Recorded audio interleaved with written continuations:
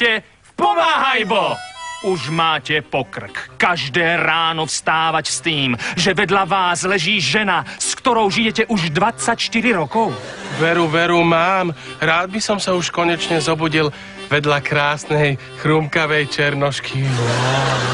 Po práci by ste si najradšej oddýchli, ale žena má pre vás pripravené každý večer nejaké prekvapenie. Nenávidím sviečky vo dvojici, šardoné a horúci kúpeľ, fuj. Sex sa vám premenil na niečo, z čoho už nemáte radosť, ale naopak hrôzu. Tak je. Niekedy si pripadám ako robot Augustín. Cink. Ale prosím ťa, Karči, jedna vec je, že musíte, ale druhá, že nestíhate.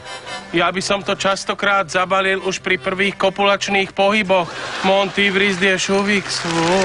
Tak s týmito problémami je odteraz koniec, pretože je to Karči a Lajči. Lajči, ty máš pre nás iste niečo nové pripravené, všakže je tak? Presne tak, Karči. Hovorí ti niečo slovo sex?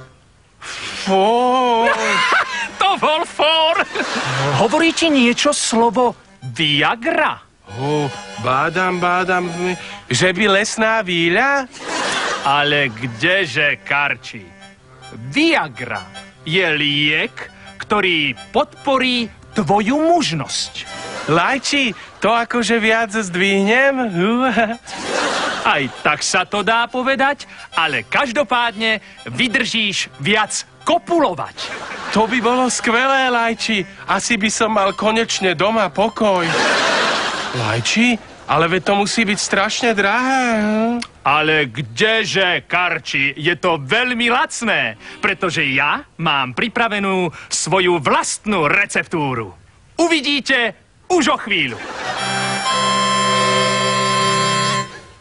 Lajči, a čo všetko k tomu potrebujeme, Príprava môjho lektvaru je veľmi jednoduchá.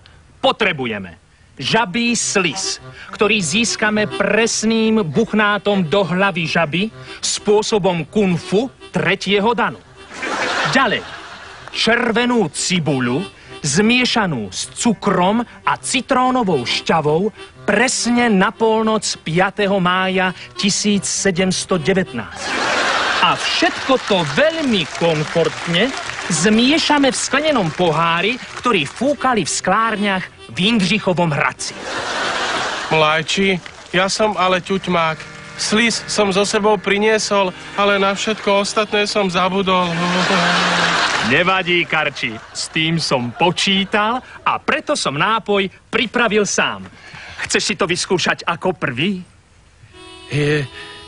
Lajči, vieš čo? Ja ešte musím ísť podojiť kravy, takže ja by som to vyskúšal radšej Len sa napí, keď už som to urobil. Je to veľmi dobré. Len si daj.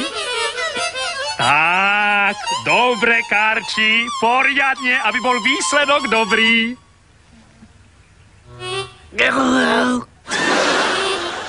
Ďakujem za prejavenú dôveru, Lajči. Tak ja idem podojiť tie kravy.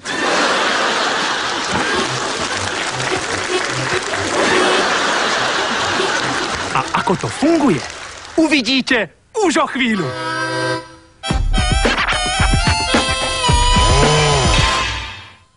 Sviňa! Ty prasa!